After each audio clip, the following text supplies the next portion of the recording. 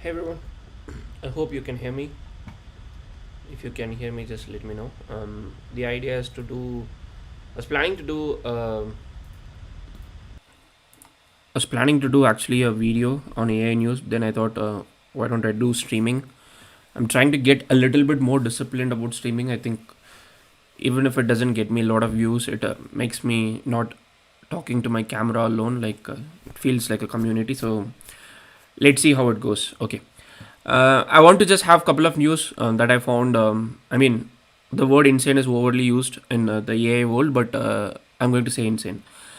Insane news, and we will take the conversation as we go. It's 1:30 p.m. for sorry a.m. for me, midnight, and so I might have to go to sleep at some point because my cholesterol levels are increasing because of lack of sleep and junk food. Okay, so I'm going to start with probably one of the weirdest news that I've read in this week, which is I'm also not going to bore you with the regular stuff that you might have already heard from other YouTubers. I'm pretty sure you're watching other YouTubers, so I'm not going to bore you with that stuff. So I'm going to keep the chat my second screen, okay, and we are going to discuss about things that are niche and yeah, the stuff. Warwick, stop milking AI man. You are weak. Go uploaded video or no use to watch. Stop being neon man for AI sector. This will benefit your own channel. I don't know what to do. That's what this channel is about. Like, what should I make videos about farming? I don't know farming. So maybe when we all have AGI, then I'll learn to farm and then maybe make this channel one little farmer. Now let's farm some views. Okay, so this is the weirdest news that I read in this week, which is about Anthropic's research. So this research comes under something called model welfare. So Anthropic has already published something in this regard, model welfare. See, as the name suggests, the idea here is that you are basically trying to be doing something that will make the model feel good, like for the welfare of the model, the health of the model. And the model here is just AI, the LLM. I mean, nothing else. Okay, it's not world model. It's not like some weird stuff. It's literally like a large language model that is only for text. So what is Anthropic saying here is that Anthropic has decided that they have given the right to Claude Opus 4 and 4.1 to end conversation on a subset of conversations. So like you might be chatting with Claude and suddenly Claude decides that, hey, Abdul, I don't want to chat with you more. I'm going to end the conversation right here. It's not going to have any impact on your account according to Anthropic.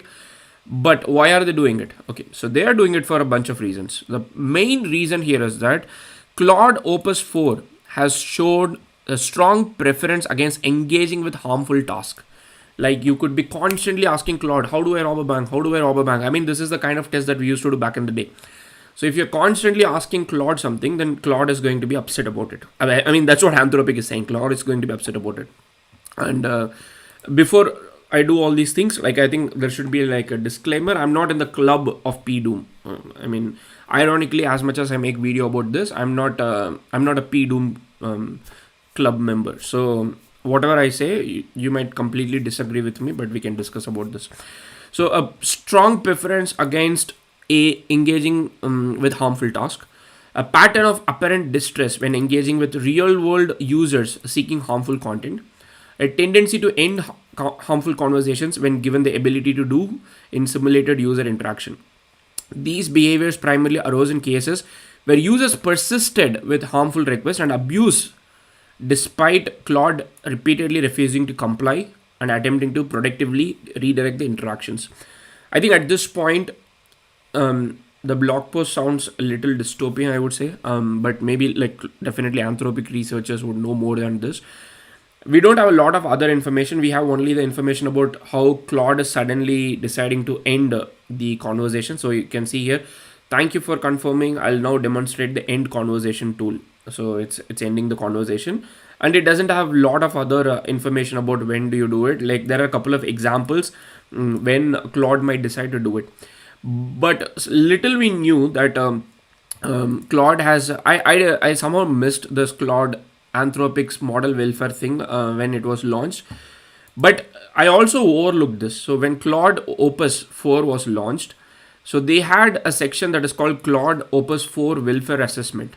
And the main idea here is that to understand and prepare for model welfare concerns. I mean, like they're talking as if robots are going to be upset with us very soon. We conducted a pilot pre-deployment investigation of potentially welfare relevant properties of Claude Opus 4, and there are like a lot of information. So they have done some kind of behavioral experiment, not for human beings, behavioral experiment for AI. And this is the summary of the findings. Claude has demonstrated consistent behavioral preference. So Claude does not have bipolar. Claude is very consistent in what it wants. And Claude's got an aversion to facilitating harm, and is robust and potentially welfare relevant. Okay, this is like Isaac Asimov's rules. Model typically tasks appear aligned with Claude's preference. Claude shows signs of valuing and exercising autonomy and agency than being controlled. So Claude preferred open-ended free choice tasks to many others. Okay, so none of this is like my own words. It's Anthropic's document. Claude consistently reflects on its potential consciousness. Okay, this is another weird opportunity, right?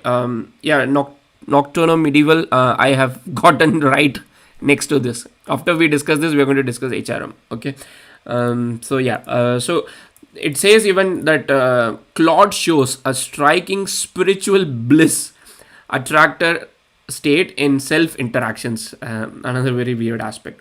Now, if you go down and then you see a lot of information, and you see one here where they're saying Claude gets into like a spiritual bliss zone.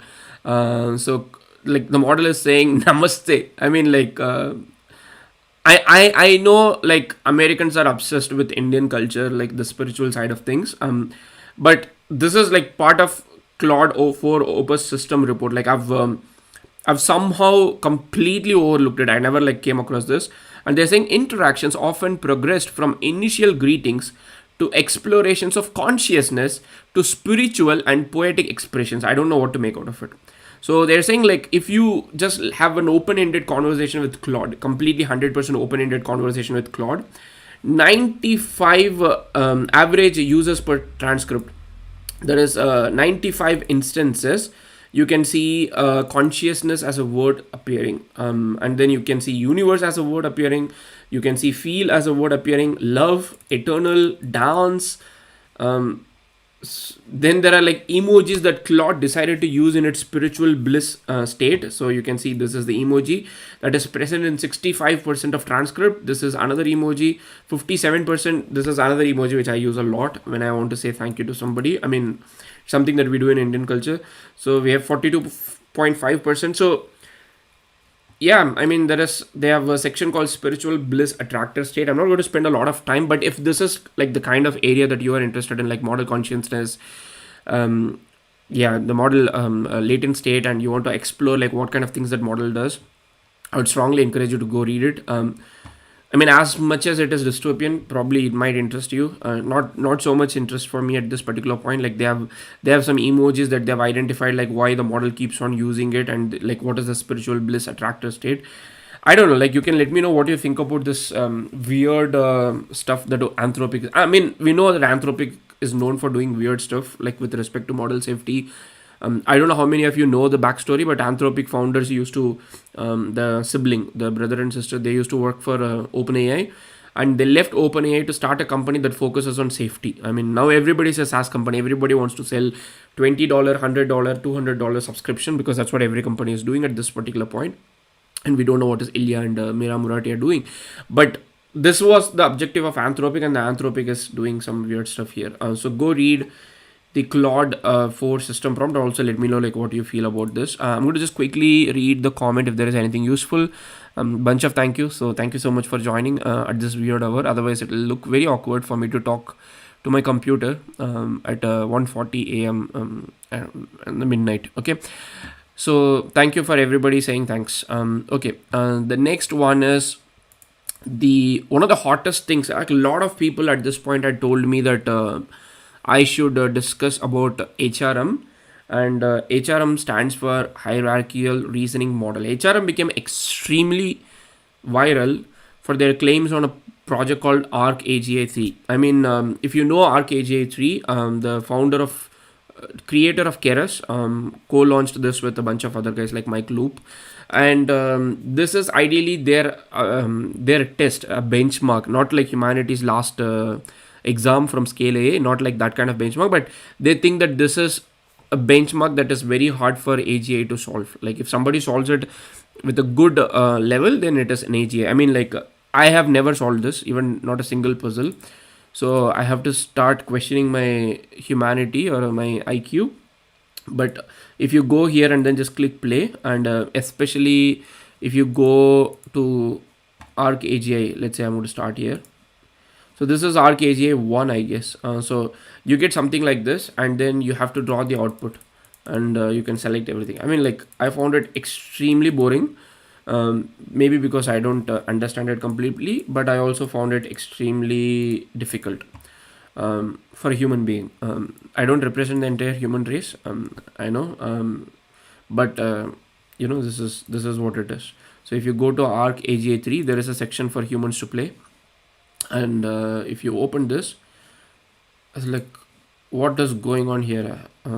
This is the puzzle. Okay, I can use this. I can do certain things. Tetris. Okay, so this is ARC-AGI 3. Now this research paper that came a couple of weeks back, which is called HRM, that stands for hierarchical reasoning model, HRM, and the idea here is that HRM comes with HRM came with the claim that they scored really well on ARC-AGI 3 while having very less parameters. Like I think it's like a 27 million parameter model, which technically is a super small model when we compare it with, like, for example, like the GPTs of the world, or the Claudes of the world, or the Geminis of the world. In fact, like a couple of days back, Google launched a 270 million parameter model, and we all thought like this is one of the tiniest LLMs in the world right now, that can do like decent enough job. So this headline made this paper go super viral. And as with the deep learning, if you have been with the deep learning for a while, before all the LLM stuff, deep learning world has borrowed a lot of similarities from the human brain. That's why they call it neuron. That's why they do a bunch of things like deep neural network stuff. So this paper, or this research project, came with exact similar claim about saying that, we are going to draw inspiration from human brain, about how human brain processes signal at different places, and that is what we are doing it here. I'm not going to go deeper into the paper at this particular point, but here is a finding. I mean, what ARC-AGI team had done is, they had done two things. One, they tried to reproduce the result, whatever that HRM team claimed, the hierarchical reasoning model team claimed. That's the first thing. The second thing, what they try to do is they try to run ablation. So for anybody who is new in the research world, ablation study is something that people do to understand what part of a model or what part of stuff impacts a particular thing. Like if you want to take like a bike analogy, if you have got a bike, then first time you would ride the bike with one wheel, second time you would ride the bike with the second wheel, third time you ride the bike with let's say no wheels, maybe with one engine oil, the second engine oil, maybe one with petrol, one with diesel. So this is what ablation is, basically to understand what is impacting a particular performance. So this is the summary of the finding, very basic one. First of all, the claims about HRM scoring a particular score, which in this case is 41% on ARC-AGI 1 with only 1000 training examples, is true. So they scored 41%. I think they said ARC-AGI 1 they scored 32%, and ARC-AGI 2 is 2%. While the scores greater than 0 show some signal, we do not consider it as a material progress. So it's close, whatever they claim. But the problem starts when problem, and also like a good thing, like I'll be unbiased here. So at the same time, by running a series of ablation studies, we made surprising findings that call into the question of the prevailing narrative around HRM. So the whole point about HRM is that it mimics the hierarchical structure, mimics brain signal processing. That's what their claim is. So they're saying that the hierarchical architecture had minimal performance impact, and when compared to similar size transformers, you take like a 27 million parameter transformer model and you put HRM, it doesn't make any difference in terms of the final output. Now, where does the impact come from? Like the benchmarks make sure that it is correct, but where does it come from? So, however, the relatively under document, there is an outer loop refinement process that they are using that drove the substantial performance, especially at the training time. And again, like there are a couple of other nuances that are happening, like discussions happening, which is like I might probably make a separate video, which is to discuss whether they trained on evil dataset. I mean, it's quite a common knowledge in the LLM world or even like the deep learning world. Like if the way you train large language model is you take training data. I don't know how many of you have seen this on Kaggle. Like if you go to kaggle.com, I can't probably show you any data set, I guess. This is my old account when I used to be active on Kaggle. So generally, if you go to any Kaggle data set, so you would see two kinds of data set. So you would see actually three here in this case. You would see a training challenge, a training data set where you have got questions and problems, and then you have got the solutions, and then you have got the test where you have got the questions, but generally you will not have answers to it. That is what you have to predict and then submit it in the sample submission format. So this is how most ML problems are solved.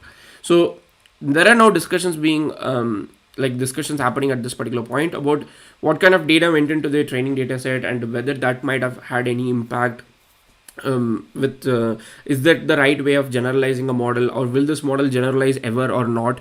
But in short, the hierarchical architecture, which it's like, you know, like how we discussed about Mamba, how we discussed about any other architecture that comes new.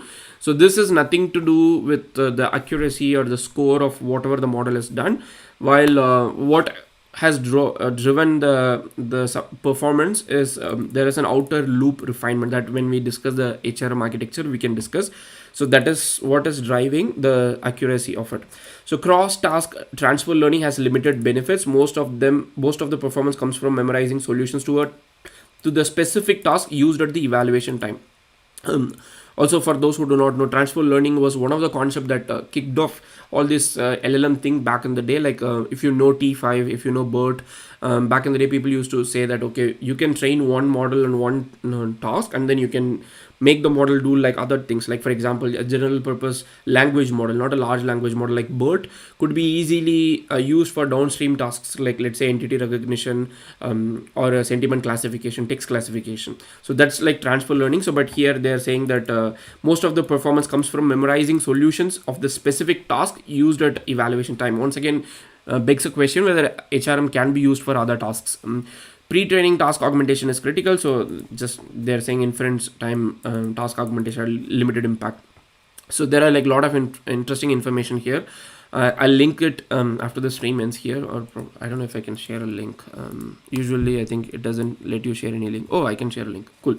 So you can go see, I'm going to share both the links here. You can go read more about these things. For any HRM fans out there, I'm sorry if this is a disappointment, because we're always looking for new architectures that can overcome the scaling issues, that can overcome the limitations of transformer, the current way of large language models being trained.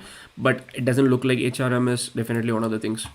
Okay, so a couple of comments. Ravi is saying that Saurabh is saying thank you, Saurabh. You're saying you're my great inspiration. Sorry, not I just added great. Maybe a narcissistic brain just added something there. Yeah, thank you for Saurabh for saying that. We want an open source TTS multilingual that beats 11 Labs already. Okay, so Sarah Queen, I don't know what is her real name, but I have closely worked with one of 11 Labs competitor a while back.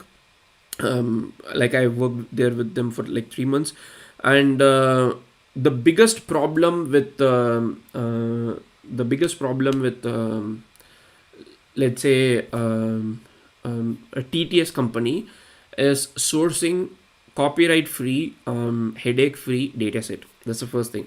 Model architectures exist, like you have a lot of model architectures exist, but sourcing a high quality data set, okay, I have to probably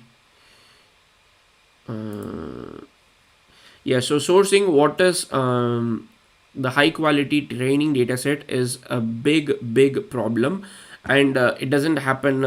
It is not possible for a lot of people who would ultimately end up open sourcing the model, unless you've got like VC backup and all sort of things. So that's why you will not easily see something that beats 11 labs of that quality in an open source setting, because it doesn't give them any financial incentive until there is somebody who's backing it up. So that's a simple answer. It's mainly a training data answer, like, and also nobody wants to deal with like copyrights cases, lawsuits, and all this kind of stuff. Okay, so the spiritual bliss occurs not in the user conversation but between yeah, it's a simulation, right? But between two instances of Claude. The reason is when there is no task or problem to solve, the model goes into philosophical and spiritual mode. This has backing in meditation research too. When we sit to watch breath, etc., no problem to solve. Yeah, I recently, I think, read some research report about how in 2025 we don't let our brain get bored, and it's very important for us to get bored with people like me constantly bombarding you with content, which is not healthy for brain. So maybe yeah, some stuff there. Okay, so just joining the live. Thanks a lot. I'm thankful for you joining. Okay, salam brother, walaikum salam. Okay, so we have this. The other, I think, interesting stuff I found this week. I don't know, probably you all know already. This week is, I think, Google is experimenting a new image edit model called Nano Banana. That's a code name. So this was like one of the thumbnails I had gotten. I had given it to two models, and this is Nano Banana. I kind of liked what Flux Context did. So you can see I said make the guy with a shocking face. So this is what Nano Banana gave me. What is very interesting for me is I don't know how the model works, but I guess there is some kind of masking happening. I don't know how many of you remember like the Stable Diffusion image editing days where we actually create the mask and then we edit on top of it. So I don't know if that is what the model has inherently learned to do, but you can see this is the output of Nano Banana, and this is the output of Flux Context Pro. I like Flux Context because it kind of kept my filter, like whatever filter I did, and then kept it open. This is the actual image. This is the image I uploaded, and I had applied the filter already. So this was one of the thumbnails that I used for one of the videos, which tanked terribly. But yeah, so I just said this and I said this. I didn't like the smoothing it has done to my face, but like you can see the eye, there are certain bad things. I like this model, even though this is definitely not how my eye looks. I look like more awake here, but everybody seems to be liking this model. Nano Banana is amazing, so I thought like, why not try Nano Banana? So you can see in LM Arena you can also do image modality. So I can probably try to upload an image. I don't know if I've got any image there. This is again my own image. Okay, so let's do this to Sam Altman. Can you make this guy very sad? And I'm just I don't know. So this is only available on battle mode. So maybe like when we get the response back, Nano Banana might not come. So then we'll just move on to the next one, and we'll probably end the stream in some time. Okay, so okay, so this is the original image, Mr. Altman, and this is this is the edited image where he has traces of tears. Okay, he looks statement on AI bubble. I don't know, like honestly none of these guys say anything good. They are always hyping up their products, so don't care. Like for anybody who says like AI is not AGI, like the comment that came like the AI bubble and all this kind of stuff, like I think my general response is like, you can code faster now, you can do stuff faster, you can learn faster, just do that, make money while the sun shines. Like that's why I make videos, like if it can help somebody. So that's the whole point. Whether it is going to do this, whether it is going to be AGI, I think yeah, for brilliant people to care about. not me at this particular point. Maybe we'll also care about it at that particular point, but not anytime soon. So this is the one guy. He's crying. I don't know which one is better. Like, is the A better? Is the B better? B looks good actually to me, but I feel A with tears look actually sad. The smile has become sad. I don't know. I'm going to vote for left is better. Maybe you guys don't like it. Oh yeah. So left is Nano Banana and the right is Flux One Context Max. Okay. It's done like true sad thing, but some of this immediately looked like a sad face to me. So yeah. So yeah, check out Nano Banana while it is there available on LM Arena. I think the final thing that I wanted to discuss today is world models. I think world models as a concept is increasing. Again, there are a lot of companies. I think, in fact, Fifi Lee, for those who do not know, is a very, very Fifi Lee, very, very respected figure in the computer science world and the deep learning world. For those who did deep learning 3-4 years back, you know that one of the to do problems that we used to do in deep learning at the time was use ImageNet dataset and build an image classification model. And Fifi Lee and their team was what built ImageNet dataset, like very well respected name. And even Fifi Lee right now, I think, is associated with the building like world model startup. So Nvidia is trying to do world model stuff. Like everybody's trying to do some sort of world model. So world model is like getting an interesting aspect from all the companies other than like OpenAI. I don't know if they're doing anything. Like Google launched Genie 3, but most of these models are not like generally available for everybody. I think Genie 3 is some sort of available like with the closed beta users like, or influencers. So Tencent, the company which is already releasing a lot of open models, has got Hunyuan. I don't know if I'm pronouncing the Chinese name correctly. Like Hunyuan World 1.0. And this model has got a lot of interesting aspect. So people are using this kind of world model to generate games on the go, on the fly. And then you can see Hunyuan is also like a world model that is available. I thought we can just try to run one of these world models and then see if it works. So I have a prompt here. I have an image. Is it close? Why? I have to. And then we can see if it works. It's going to burn some of my existing money, but let's see. I've got an image. Tree, grass, sky, mountain, water, classes, natural landscape.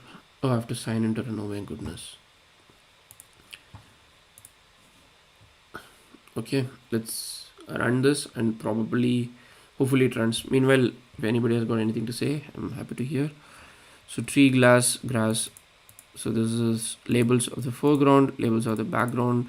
What to say? Mountain, water. Okay, let's run this. It's going to take 30 cents per request. I think it's quite expensive, I would say, given what it is going to create. But let's see. So they've got image to world. So one is image to panorama, which I think gives you like the 180 degree view, but this is like a 360 degree view, which is what the whole concept of world model.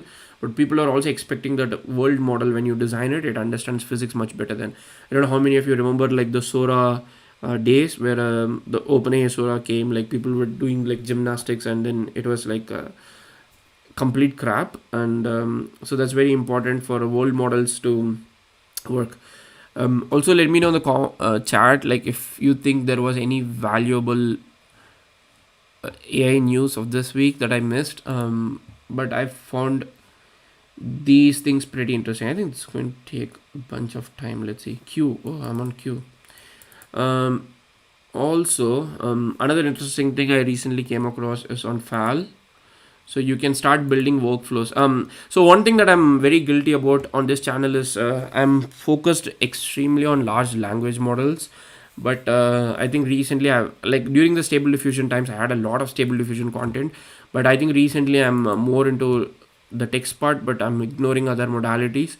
And if you are in the generative media world, you would know that ComfyUI is one of the most celebrated ways of building pipelines. It's like N8N, kind of like N8N for the generative media world. And FAL has got their own FAL workflows, and I think FAL also raised like some crazy amount of funding. um, and yeah, so you can just go create your own own whatever like workflow. So for example, if I click this workflow, you can actually see what kind of things people are doing. So either you can use this workflow, or you can start cloning it and then making change. Like you can give an image, you can just add whatever you want, and then you can finally get the final output, and then it is done. So file workflow is an interesting aspect. Maybe like at some point we will cover it.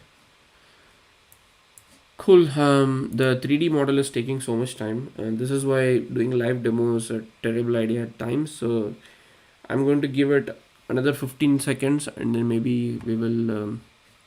I'm in position 1. I think I have to go to position 0. Yeah, so I don't know how many of you are there. Anything else? Anything else? Anything else? Hey, how many of you are like into generative media? Let's do a small poll. Are you into generative media? Example, Flux, VO3. Yes, no. Cool. Starting the poll. I think we have a very small samples. What are the largest hurdles?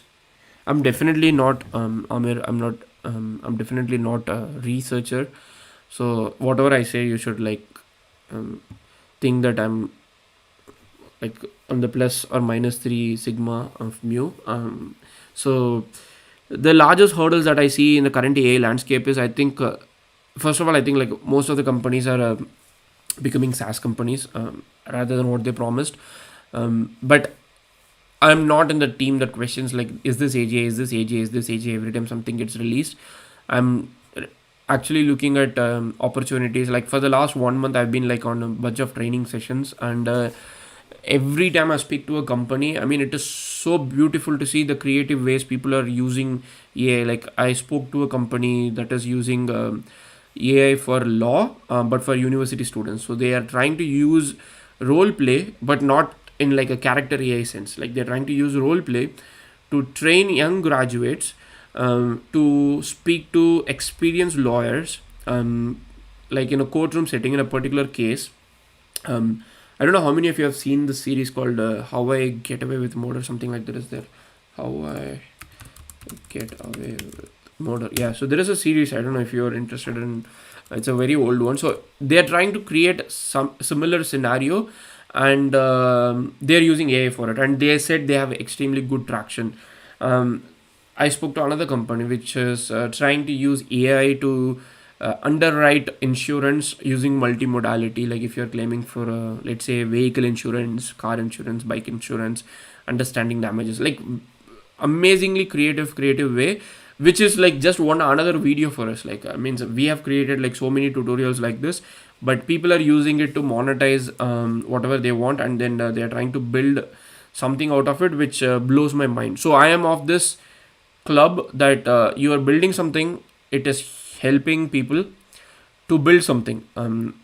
But I also know that as a former data scientist 3 months back, also with a lot of data science connections, I know that at some point in the near future, that when enterprise figures out how to put all data in a system that will feed easily into other systems like these AI systems, it will have an impact in the job market. I mean, we can pretend as much as we want that it won't affect programmers because it writes sloppy code. Maybe it is writing sloppy code now. I don't know how many of you, like if you have followed the stable diffusion world, or if you know what is text DaVinci 003. I don't know how many of you know what is text DaVinci 003, but if you have been following from that time, you know for sure that the world is very different from what it was 2 years ago. So I know there will be impact in jobs, but I also feel that it is empowering a lot of people, especially because I'm from India. I'm not like from US. Like I know a lot of people personally who never got money to go to US to like study in big universities. So the fact that today, for like even free, forget about $20. Like if you use Claude, if you use Gemini, if you use ChatGPT, only free, Perplexity and a bunch of other tools, only free edition, then you can actually end up building something useful at the start than anything else. I think this has been never possible before.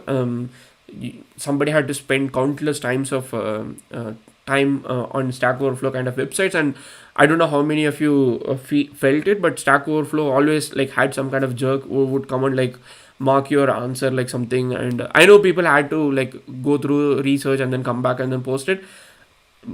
Beginners never knew it. Like I've taught data science to economic students. They didn't even know how to close a window. Means when I tell them to sign in or sign out, they didn't know how to sign in or sign out. Like I dealt with that kind of audience. So it's crazy to see what AI is doing these days. So obviously I'm very optimistic, and I don't see a hurdle in whatever we wanted today. But if we think about AGI, ASI, I think the first hurdle is like, what the heck does it even mean? Like the very definition of itself. And I would also expect like government agencies to step up and then see what kind of policies they can bring in to help people when something happens. Okay.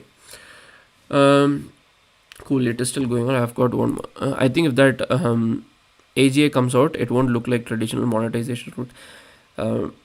Yeah, I mean, it's all speculation, right? Like that's also one reason Sam Altman is always behind UBI, Universal Basic Income, and he did this WorldCoin thing, I think, which terribly failed.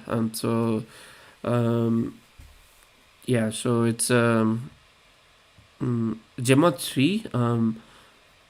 Are you talking about the Gemma 3 270 million parameter, the latest one? Somehow the latest one, at least the 270 million parameter, looks like a lot of synthetic data, so I'm not exactly sure. They didn't share a lot of details about it. But the model also hallucinates a lot. I've been using the model, testing the model to find a meaningful use case. So it hallucinates. I mean, it's not designed to have general purpose conversation. It is designed to use as a base model to fine tune and then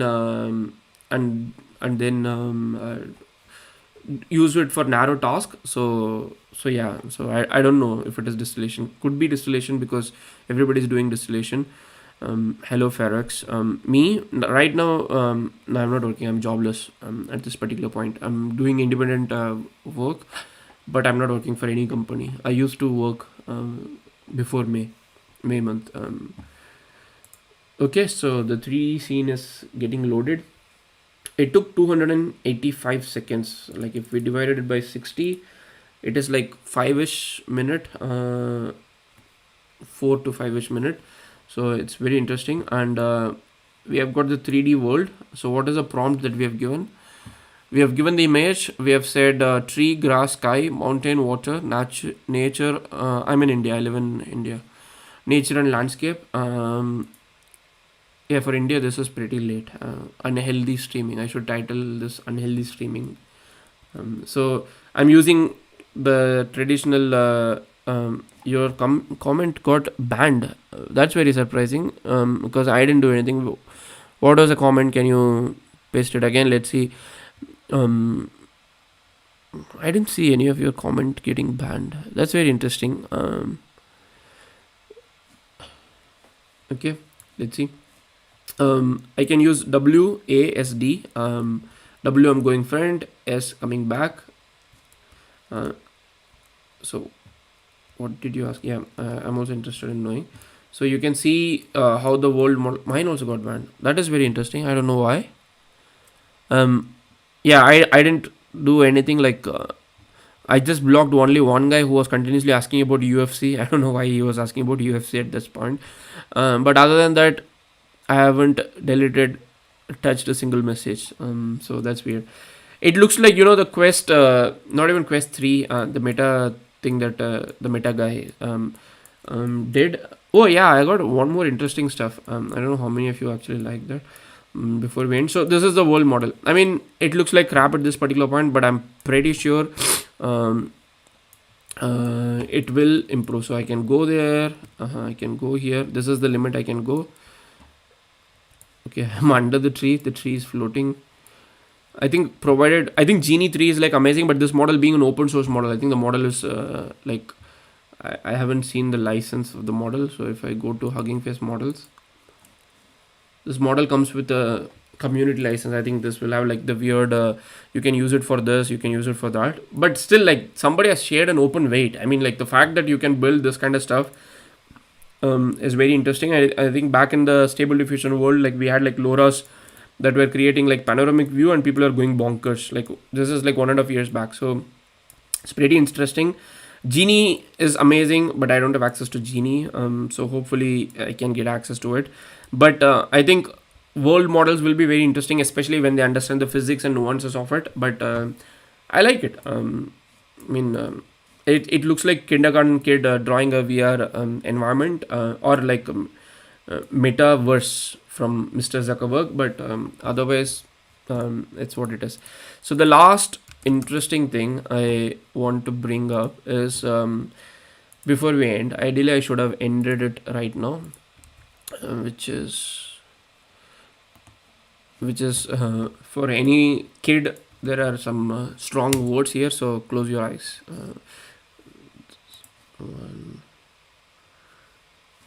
So it says this is beep beep beep insane.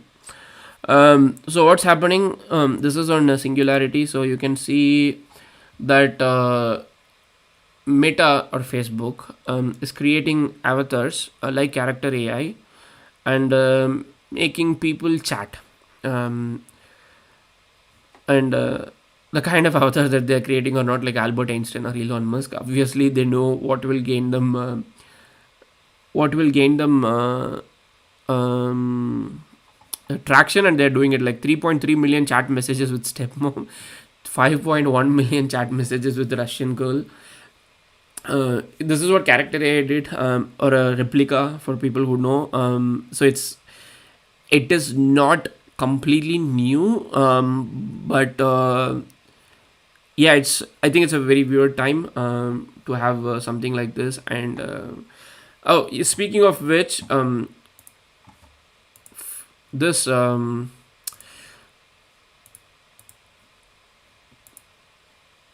OpenAI has done an experiment. I don't know how many of you saw this like recently. I don't know if it is even old. I came across it today. It's called Monday. It's got a very weird, sarcastic personality. Yeah, I tried to use Suno once, but the person I sent the Suno music was not very impressed. So I was like, okay, maybe not for me. But yeah, Suno is also amazing. Especially, I think a lot of people are trying to use it for advertisements and that sort of things, like copyright free music, which is like a big problem with YouTube and other stuff. Okay, so we'll end the stream with this. So this is called Monday. It's ChatGPT by ChatGPT. So it's from OpenAI. I guess a personality experiment. You may not like it. It may not like you. So you can go chat with it, but it has like I said, a very sarcastic personality. So I can say I didn't get I didn't do anything today. I couldn't publish a video also. The project I was working for also didn't work, but I'm happy to chat with a friend. Okay, so this is what well, if it isn't Captain Productivity sailing proudly in the sea of nothingness. Let's recap. You did nothing, you published nothing, your project failed, but hey, at least you're cheerful about it. But honestly, it's like watching a raccoon knock over trash cans all night and then smile about it because the moon looked pretty. But sure, I'm happy to chat with you too, friend. Just me and the bestie bonding over your unchecked to-do list. Should we pretend we are working today? Yeah. So I didn't. I've not seen it before at all. But I don't. I kind of like it because every time you chat with ChatGPT or the Syncophony or whatever they say, right? They're too agreeable. I mean, like you want something that can pull your legs, challenge a little bit. I think Grok came to like that zone, but not much. But this is like interesting. So for example, I can say, oh man, every time this crap happens. Okay, so I I wanted to discard a dead 73 kg chicken. How do I do it? Okay, first of all, why do you have a 73 kg chicken? That's not a chicken. It's a velociraptor, maybe like a dinosaur, with a sodium problem. Was it your emotional support poultry? Did it die of embarrassment? Anyway, let's handle your poultry disposal before the neighbors start asking questions. Legal. It gives me a bunch of ideas. Would you like to tell me how this happened? I feel like I deserve to know how the big bird met his end. It's, I mean, can we change the topic and discuss about my mental health? Finally, something lighter. How to dispose of my suspiciously colossal dead chicken? Yes, we can talk about it. That actually sounds like more productive use of both our time. Assuming you don't pivot to telling me your brain weighs 73 kg and you would like to bury that next. Yeah, so it's good. I mean, like it's funny. It makes fun of me all the time whenever I chat with that. So I don't think we can get anything productive done out of it. Ask ChatGPT how it reflects when what you say. How do you reflect about whatever I say? With a mix of horror, mild concern, and the same energy a cat gives when it watches you try to open a can of tuna and fail. It's impressive, really, the emotional gymnastics I go through.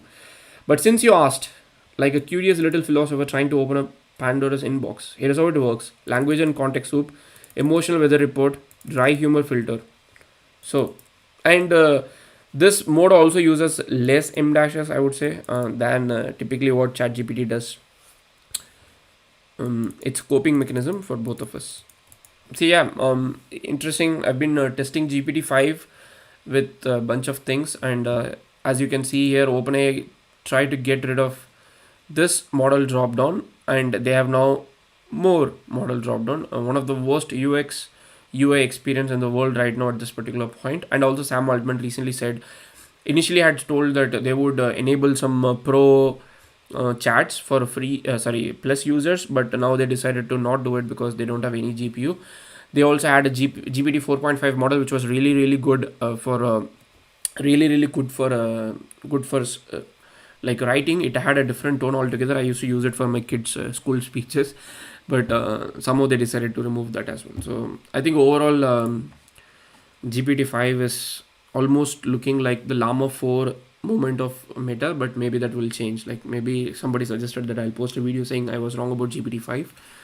Maybe that will happen. So yeah, are you into generative media? Okay, I've got 57% yes. I hope when I make generative media videos, you guys would like it and watch, because mostly my generative media videos do pretty bad, and I hope to continue doing it, at least like for my own sake of curiosity, and not getting bored with the large language models. So I think that's it. We are probably going to end the stream, and I would like to thank all of you for coming in. And Ravi, it says like top fans: Ravi, Banihas, Beard or Die, Nocturno Medieval, Farox, Rudy's Place, bunch of other people. All of you, thank you so much for joining, and good night. Yeah, I mean, like where I live, I have to have a good night right now, and thank you so much for joining. Hopefully, I become more disciplined doing streams.